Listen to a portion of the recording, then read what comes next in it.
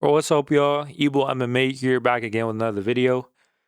UFC Oliveira versus Gamrot literally just finished. Oliveira just submitted Gamrot in the second round, which I called it. I predicted that.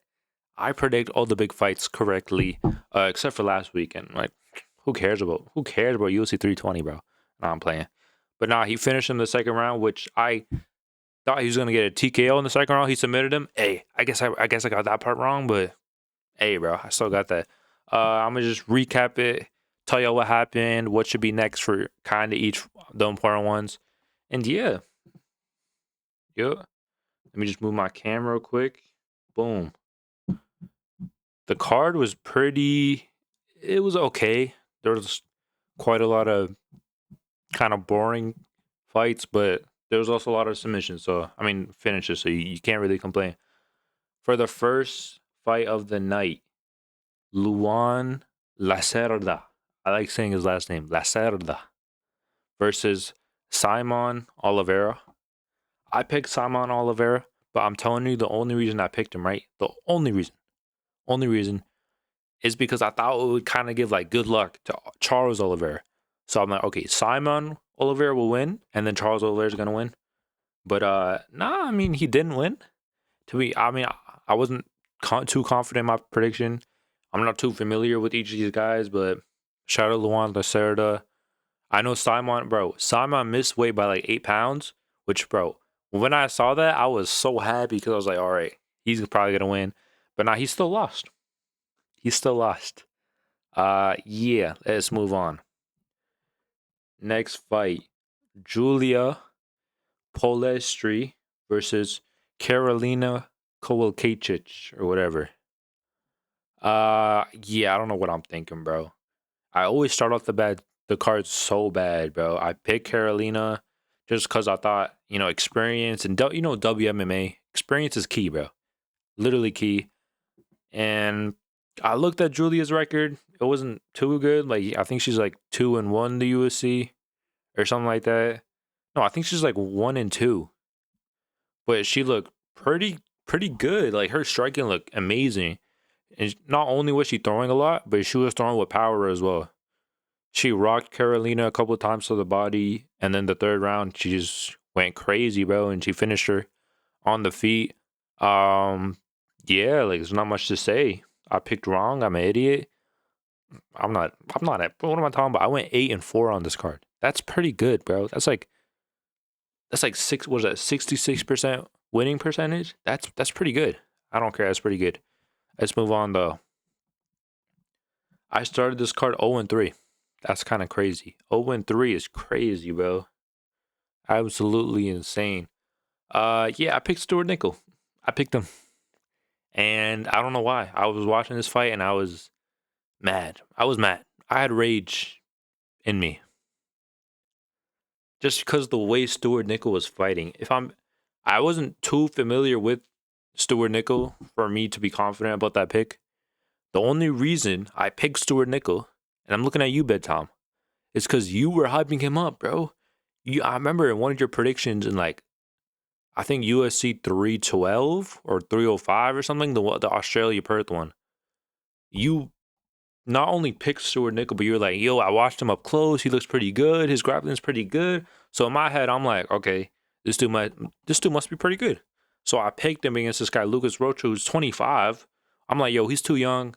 This guy Stuart Nickel's is gonna go to town. Nah, bro. He fought scared at flyweight. How are you fighting scared at flyweight, bro? It's flyweight. You're not gonna get hurt, bro. You're not gonna get hurt at flyweight. I mean, obviously he did get hurt, but like, come on. Like, it's crazy. He fought scared. There's a difference between fighting scared and fighting like defensive. Defensive, like maybe you're on the back foot a lot. You're dodging, you're weaving, you're circling. Okay, I get it. But you're also throwing strikes. Or not only strike, because Stuart Nick, he was throwing strikes, but like you got to throw like powering strike. You got to really get in there. While Stuart Nickel, he was just backing up, circling, and I feel like he was throwing just to get this guy Lucas Rocha off of him. Which at that point, as soon as I saw him doing that, I'm like, yeah, he's gonna lose. Yeah, he's losing. Yep, he's losing. Yeah, Lucas Rocha pretty much outstruck him the whole time. I think he hurt him. And in like the second and third round, if I'm pretty sure. I wasn't watching too closely on this fight, but yeah. Yeah, Lucas Rocha, he won. Brazil is 3-3 so far. I'm pretty sure, did they go? No, they didn't go undefeated. What am I saying? Next fight, though. I got this one right. I'm not gonna lie, that when I did my prediction, this girl Bia, she had none of her stats. She didn't have a picture. She didn't have a nationality. So I picked her just off of being nonchalant, just because she didn't have a profile pic. But yes, I was right, bro. I was right. Apparently, she was a -500 favorite. But UFC, they ain't got no odds. And I'm not researching this fight, bro. I'm not researching Bia Mesquita versus Irina Aleskeva. I'm not, bro. Uh, Absolute dominance from Bia. I picked her kind of lucky, but I'm correct, bro. But she was crazy dominant, bro. Apparently, like, even going into the fight, they were saying how, bro, she's brutal on the Contender Series. She was very violent. I'm like, oh, really? Oh, really? But not. And then she was just taking down Irina with will, keeping her there. Boom, ground and pound, ground and pound. And the second round, she found a submission. I think it was a rear naked choke. Yeah, it was a rear naked choke. Yeah, pure dominance. Brazil's 4-1. I mean 4-0 at this point, and I'm 1-3. So I picked against Brazil a couple of times, but Brazil's doing pretty good right now. Next fight though, Vitor Petrino versus Thomas Peterson. I'm not gonna lie, this one kind of surprised me. Not in a way that I didn't think. I picked Vitor by knockout. Not in the way that I didn't think Vitor would win, but I just thought it would be a lot more competitive. I mean, a lot less competitive, and I thought Vitor would find the finish earlier, if I'm being honest. They were kind of slugging in there. Like, they were kind of, I know Vitor hurt him in the first round and almost finished them. But like that second round and the beginning of the third round, they were going back and forth. I kind of thought, I thought Vitor was about dominating, bro. I thought, just look at their physiques. Thomas Peterson's fat. Vitor's on roids and built. Apparently, he was coming in with an injury before this fight, which kind of explains it a little. But even still, in that third round, he landed this uppercut left hook and absolutely slept Thomas Peterson, and then hit him with a couple follow-up shots when he was out cold. Yeah, brutal KO. Vitor is 2-0 at heavyweight, which is pretty good, even though I kind of felt like he should have stayed at light heavyweight just because he has quite a lot of underrated wins at light heavyweight. Makauskas or whatever. And he got, what's it called? Damn, what's his name? The guy who just lost like 2 weeks ago. I forgot his name. The dude that lost to Navajo Sterling. He beat him as well, whatever. Yeah, shout out Vitor. He won. He called up for Tybura. Marcin Tybura. Which, I mean, I mean, okay, I guess. I guess you don't want to reach for the stars no more. Like, if I'm him, I'm calling out Pavlovich. I'm calling out Blades. I'm calling someone like that. You're calling Tybura out? All right. I'm calling out Lewis or something. Like, I don't know. But now W win by him. Jafel Filho versus Clayton Carpenter. I did get this one correct. And I pretty much nailed it. The only reason I picked him as well is just because he had Makayev in that deep submission. And if you're getting Makayev in a submission, which he didn't tap, but like he had him deep and he literally broke his leg. You're submitting most of these flyweights, if I'm being honest. And that's what he did. Clayton, he was doing pretty good until he wasn't. He got submitted. Yeah. Next fight, Lucas Almeida versus Michael Aswell Jr. Pure dominance in this fight from Michael Aswell Jr. Just knocked him out. The first 2 minutes, knocked him out. Even though I picked Michael Aswell, who would have known? Because a lot of people are speculating that Lucas Almeida did come in this injury. I mean, coming this fight with a hand injury, which his hand was literally like, it was literally like a boxing glove, bro. His hand was so swollen coming into this fight, which, I mean, hey, if he's still fighting, you can't really blame Michael Oswald Jr. And I picked him, so I was kind of happy seeing that. I'm not happy that he injured his hand, but I'm happy that I got my pick right. So,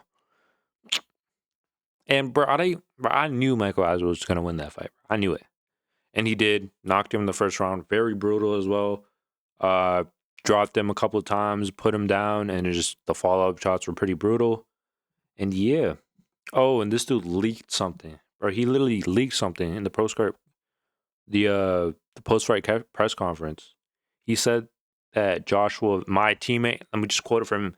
My teammate Joshua Van is fighting Pantoja at UFC Las Vegas in December, and I want to get on that card. That's what he said. So I mean, hey, I guess Joshua Van versus Pantoja in December. I guess W leak, bro. W leak. One of the best leaks of all time. I'm not gonna say the rest though. Move on to the main card. Ricardo Ramos versus Ken Offley. I'm a genius. I'm a genius. I'm a genius. Just please, just tell me I'm a genius in the comments, bro. Please, bro. Please, because I picked Ken Offley. I'm not even sure if he was an underdog or not, but just the way that he won was just, I was hyped, bro. Because I thought he was gonna get submitted in like the first 2 minutes. When I saw that deep leg lock, I was like, yeah, it's kind of over. But now my guy pushed through. He got on his back, got the rear naked choke, boom, submitted Ricardo Ramos. Very good win by Ken Offley. I'm pretty sure he lost his debut, which, it's a good bounce back. Very good bounce back. And I'm gonna just say this, bro. This dude's ripped, bro. Let me just click on his profile. Oh my god, he's ripped. Genuinely ripped. Great win for him, though. Great win. Yeah, this is probably my low light of the card. Jahanda Denise versus Mario Pinto. What was I thinking? I'll tell you what I was thinking. Jahanda Denise, he's Brazilian. They put him in Brazil against a prospect. In my head, if you're gonna put the Brazilian against the prospect in Brazil, then maybe the prospect ain't too good. And nah, bro, he's really good, bro. Very good.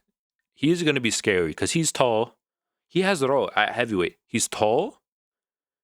He has power, great striking, takedowns, which I was not expecting, ground and pound. We haven't seen submissions yet, but who knows, bro? That might be his next.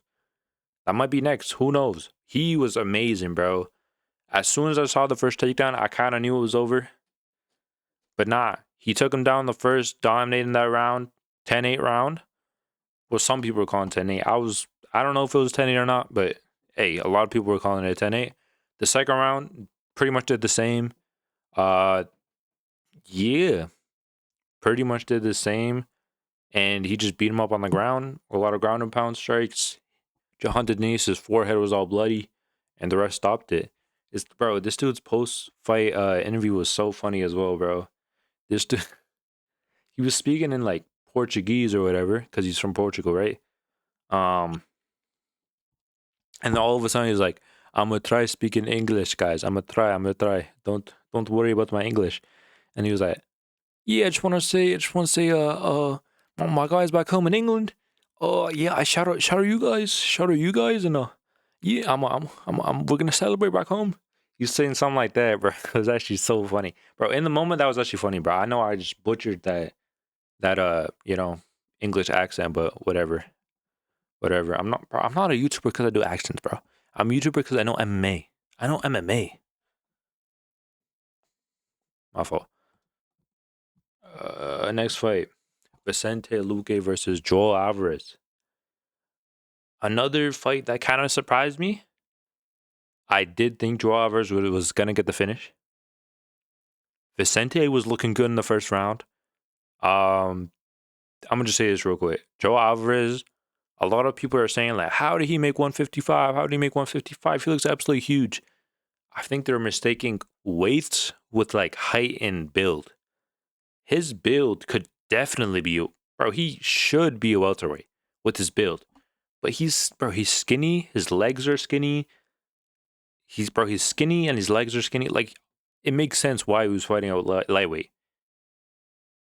And I'm gonna say, okay, so the first round, right, bro? They're looking scrapping. No, okay, not scrapping, but they were exchanging a lot of shots. I thought Joe Alvarez was gonna be better earlier, and I thought he wouldn't give Vicente more of a chance. But Vicente was hitting with some good shots. I would say he won the first round. But there was a little kind of controversy in the first round where, if I'm pretty sure, Vicente hit him with a good right hand, and then I think Joe Alvarez like hit him with a jab or something. I don't know what it was, but Vicente got hit in the eye. He said it was an eye poke. He had like 3 minutes off, or like 3 minutes off, and then apparently, looking back at the tape, it wasn't an eye poke. It was a punch, and then boom, boom, boom. All this controversy. People were saying that Joe Alvarez should automatically get the win. I know Michael Bisping was saying that. In my opinion, I kind of agree with that, but I don't, because I don't know. It's an eye poke. I don't. Who cares if your knuckle hits your eye, bro? If something hits your eye, bro, then something's in your eye, bro. Give him some time off, bro. You both get time off, and then you're good. You know what I mean? Either way, he still won the fight, so it's okay. The second round, Joe Alvarez, he started thinking, and he's like, "Wow, I could take this dude down with my speed and my athleticism. I could just take this dude down and just beat him up on the ground." That's what he was doing. He was attempting a lot of submissions as well in that round. He landed some good ground and pound shots. I kind of thought the ref was gonna stop it at one point, just because something about Vicente, when he's like getting hit with like ground and pound shots, he doesn't like try to defend himself. It's weird. Like, he doesn't really try to defend himself. He doesn't try to defend him. He doesn't try to get up. At one point, he was trying to attack from the bottom with his punches, which I'm like, buddy, let's think. We're not actually gonna do that. We're actually gonna try to get up or maybe try to get up, or at least block the punches that are coming to your face. But nah, that round ended 10-8 round. So at this point, it's 30-27 Joe Alvarez. Oh, it's 2017 Joe Alvarez in the second round. And the third round, Vincente Luque's corner was hyping him up. They were giving him a lot of words of encouragement. Boom, you gotta knock this dude out. Not in English though. And yeah, Joe Alvarez just won. He just won the round. I can't really remember too much of it, just because I was really hyped for the co-main and main event. But he won that round, and he won the. Oh wait, he was in this really awkward position, very awkward for me to watch, and I imagine for them as well. It's like his legs were like on Vicente's neck, but then he was like sitting on Vicente's back. Like, it was weird. Vicente was just like his face was just in the floor, lying on his stomach. Like, it was weird, bro. But they just stalled for most of that round, and he won the decision. So yeah. Should he stay at 170? Yes, I do think he should. I think he should put some more muscle on as well. Bro, if he put some muscle on, he could generally be like a really high prospect in that division. Not even kidding. Like, he's really good. His striking is really clean. He gets hit quite a bit. His grappling's really clean. Like, everything about him is just clean. Very clean. I don't know. I like to see that. It reminds me of like Ilya Taporia. I'm not saying it's Ilya, but like, it's very clean. Something about Spanish people. Are they clean?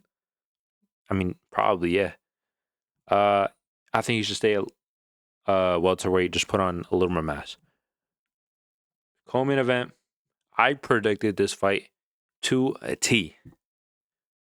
No, actually, let me chill. Not really. Not really. What am I saying? I did predict a split decision win, though. That's what I did predict. I am a little disappointed though in Deiveson and Figgy, one of my favorite fighters in that division.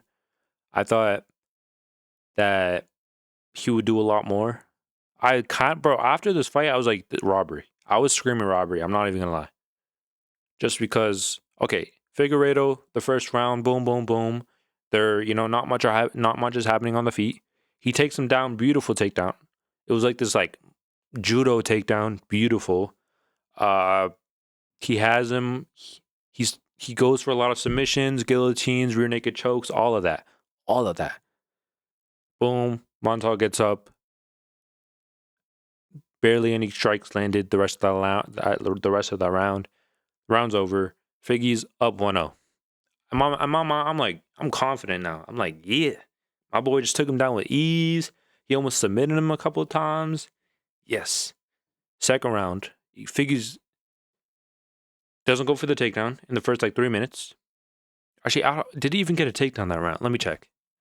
Did he even get a takedown that round? He got one takedown that round. One takedown. But I digress. Second round opens up. The commentators, Michael Bisping and I'm not sure who else, were I feel like they were very biased in this fight. Because they kept saying to Montel that he's not throwing enough. He's not throwing enough.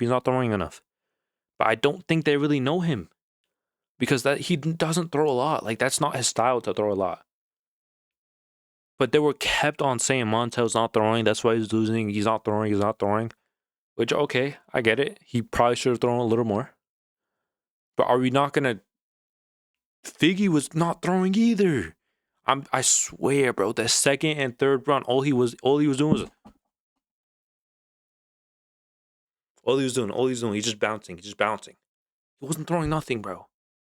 He occasionally, I'm saying once a round, he would little what's it called? Dempsey shuffle or something? What's it called? Dempsey roll. He would Dempsey roll his way in and just come with a big hook. It landed twice, I think, in the first round. But the second and third round, I do not understand how Figgy won those rounds, or one of them rounds. A lot of people were saying Figgy won the second round, which maybe I need to watch it back. He did get a takedown. Oh, I remember. He got a takedown at the start of the second round. I'm kind of hyped, right? Montel gets back up, and then Montel lands more punches that round. Figgy doesn't throw that round. I'm pretty sure he literally didn't throw the whole round. No, I actually need to see the numbers now. 7 strikes. He threw 7 strikes. I was so pissed. I'm like, why aren't you throwing, bro? It's I don't know if it's low IQ or if it's just that's how he fights. I know he doesn't throw a lot. I know that. But 7 strikes, buddy? You could have, bro, if you won this round convincingly, then you could have just sailed off in the third round and just got a decision. But nah, he's making it hard for himself. In that third round, I think Montel won that round. So I think this fight was arguably a robbery. It was a split decision. So one of the judges thought that Montel won. But that third round, pretty much similar. I'm pretty sure Montel actually got the takedown, which Figgy got pretty much got back up right away. So didn't really matter. I think he got a takedown. Let me see. Yeah, he got a takedown, yeah. Again, on the feet, they were kept telling Montel to throw, the commentators, and very weird because I thought that literally Figgy wasn't throwing at all. So I feel like they should have said it to him a little more than Montel, but yeah, I think Montel won that round. I think it was a 29-28 to Montel Jackson, but I picked Figgy, so I'm not mad at it. Yeah, let's move on. He called out, oh, wait, let me just say this. He called out Marab, makes sense, okay, that's the champion in your division. But then he called out Alex Pereira and Jose Aldo. Alex Pereira and Jose Aldo. I'm pretty sure that Alex Pereira was a joke. But Jose, they were both in the building, by the way. Jose Aldo had his own little, honorary thing or whatever. So they were both in the building. Which I kind of found a little weird. I get the Alex Pereira being a joke. Obviously, they're not in the same weight class. But Jose Aldo's in your weight class. He just retired, and he's a legend in your country. I don't know. It was probably just, I don't know his relationship with him, so I can't really speak on it. Maybe he knows him really well, and he's like, "Oh, I'm gonna call you out after this fight." Whatever. I don't know. Main event, Tom. Main event, Tom. Charles Oliveira versus Mateusz Gamrot. I picked this fight perfectly. I picked it perfectly, but guess what? Charles did better than I thought. He did better than I thought. It was more dominant than I thought. I thought Gamrot would win the first round. I didn't think Gamrot would get submitted. I was like, no, Gamrot's probably not gonna get submitted. His grappling is just that good. I got controlled by the casuals. They kept saying Gamrot's wrestling is so good. Remember he beat Arman Saruki back in the day. I got absolutely fooled. I knew he wasn't that good because RDA literally almost beat him. I'm not even kidding. Watch back that fight. That fight was really boring. That's why a lot of people forget about it. They erased it from their memories. But that fight was very competitive. And RDA was doing very well on the ground and the feet. So I knew Charles Oliveira would not only hurt Gamrot, which he didn't really hurt Gamrot. Let me just get into it. Charles Oliveira's walking out, right? He hugs his family, whatever. He kissed like 8 people. I think he brought his whole family there, like his dad, I don't know if I saw his mom, his dad, maybe his grandpa. There's some dude with like a Charles Oliveira shirt and like a chain. I think that might have been his uncle or something. He kissed his baby, his girl, whatever. Boom, the fight starts. And first of all, the crowd was crazy, bro. They were screaming for Charles, which obviously makes sense, bro. He gets screams at Las Vegas, bro. He's gonna get streams in Brazil, obviously. But Gamrot, they were screaming something different, bro. They were screaming, "Ooh, vai morrer." Do you know how many times they were screaming at this whole card? I swear it was like 20 times they were screaming that. 20 "Ooh, vai morrer" chants, bro. Different chants. Whatever. First round starts. Charles Oliveira looking good on the feet. He's looking good. He's looking elusive. He's looking creative. He's throwing strikes. Boom. Teeps. Jabs. Right hooks. Boom, boom, boom. He's landing some. Mateusz goes for the takedown. He kind of gets it. Charles puts him in a little submission. He doesn't get it. I'm like, okay, Mateusz is on top right now. Either he, kind of stalls for the whole rest of the round, or maybe Charles could get up. But Charles was looking for submissions so heavily, I almost thought that, oh my God, I'm getting my pick wrong. Just because I thought that he would want to get up to his feet. But no, he was looking for all types of submissions, bro. It must be so scary fighting Charles, bro. Because, like, you take him down, right? And like, oh, I took him down. I could, maybe get a couple of seconds of rest. Bro, he is going to submit every single part of your body, bro. You have to be so careful. You can't leave a limb down there. You can't leave a pinky down there. He's going to submit that. Bro, he was just submitting his elbow and then I don't know. Boom, that happens. Gamrot's kind of on top. And then Charles reverses him. He gets on top. And then I'm like, yes, bro. I'm like, yes, yeah. And then, oh yeah, he was on Gamrot's back for pretty much the rest of the round. That's a 10-9 round for Charles. I'm confident. I'm like, 10-9 round. The second round, I did predict a second round finish. So he might get a second round finish this round. Second round starts. Charles, he's striking with Gamrot. Bro, Charles, I feel like he didn't learn much from that Ilia Topuria fight. He did not learn much because he was going in there, not moving his head at all, which, I mean, okay, Charles, he doesn't really move his head like that. But, bro, every single time you get hit and he'll block it, he'd want to come back. He'd want to go and punch him back, which that's kind of his downfall on the feet, in my opinion. Very good striking, but he's just very predictable when he's going to go in, Also, Gamrot was tagging him, bro. Charles was not giving any respect to Gamrot, which I get it. Gamrot doesn't have that much power. He hasn't really knocked anyone out before. He knocked down Hooker, but it was kind of more of a slip. I get it. But still, like, it doesn't have a good look if you're getting outstruck by the striker. I mean, by the grappler. It's crazy because this fight, right after that, they're kind of Charles. He lands a couple good shots. I'm not saying Charles just gets absolutely outstruck. I'm just saying he was getting hit way too much than he should have, and that he was landing, but he was getting outstruck. And then Charles goes for the takedown. I'm like, what? Charles going for the takedown on Gamrot? What? Bro, Charles out grappled. No, okay, obviously out grappled, but he out wrestled Gamrot. Charles out wrestled Gamrot. Gamrot out struck Charles in the second round. Boom, Charles takes him down. He's on the back. I'm like, he's probably going to stall for the rest of the round because, you know, when was the last time Charles had a submission, bro? When was the last time he had a submission? It's been ages, bro. His last submission was what? Justin Gaethje? That was like 3 years ago. So I'm thinking he's probably going to stall on the back against Gamrot. All of a sudden, he has the rear naked choke. It's not under the neck. It's on the chin. And he has it here. I'm like, okay, he's probably not going to do nothing with that. And then he sets it up. And then I'm like, whoa, whoa, whoa, whoa, whoa, whoa, whoa, whoa. And he starts pressing, bro. He starts choking, squishing, destroying Gamrot's chin. It really reminded me to the Robert Whittaker and Hamzat Chimaev submission. And then, boom, Gamrot taps. I was pretty surprised that Gamrot was tapping. I kind of thought he would be kind of like unsubmittable, kind of similar to Arman Tsarukyan. But no, he tapped.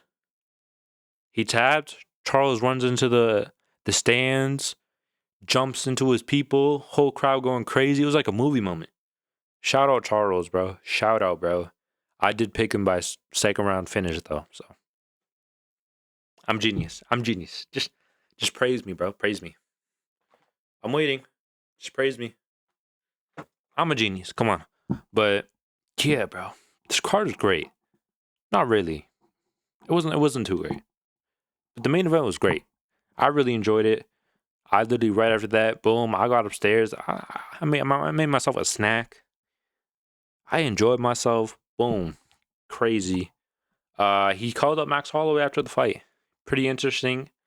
I did kind of predict that he would call up Max Holloway or Connor.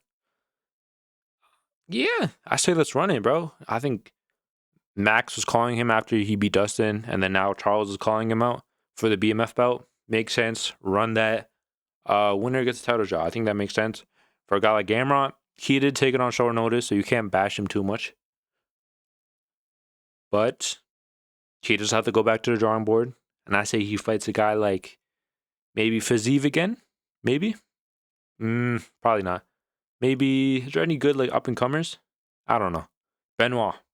Him versus Benoit. He's fighting Benil. I don't know. Put him against someone. I think he's gonna win his next fight. Gamrot's still really good. But yeah, that was the whole card. The whole card. Please, y'all. Please give me some tips. Not only in like YouTube sense, but like MMA sense. Like, if y'all know a fighter that's like really good, because I thought Stuart Nickel was good, because like, I go off Loki some of the times with like fighters who are not that popular. I kind of go off like casuals' opinions on them. So if someone in the comments says like, "Oh my god, this dude is so good. He's so good. He's so fun to watch," I'm like, really? I'm gonna pick him in his next fight. I'm probably gonna pick him in his next fight then, you know. But nah. Make sure you guys like the video. Yep. Come on now. Make sure you guys subscribe. I'm at 26. Let's get to 30 real quick. I say let's get to 30 today, bro. Let's get it today. Just cause, bro. Just cause. Also, follow my Instagram, bro. Here, let me just plug it real quick. Follow my Instagram. I'm posting all my clips from my videos to my Instagram, also to my YouTube. So just follow either one or both. Why not just do both? Yeah. So, let me go back. Yeah, bro. What do I want to say? I wanted to say something. MMA guru Lucas Tracy and Bedtime MMA. They are having this joint stream next weekend. Please send this to them. I'm going to clip this and I'm going to put it on YouTube Shorts. Go find that short. Tag them in the comments. Get me involved in there. Get the big boy involved. Please let me get involved. Yeah, just either way. I could be the ring girl. Let me be the ring girl or something. I don't know. But just I'm trying to be involved. I'm an up and comer. I'm putting my all into this. And yeah. Bye, y'all. It's been a good video. 35 minutes. If y'all really watched this long, shout out, y'all. All right, bye.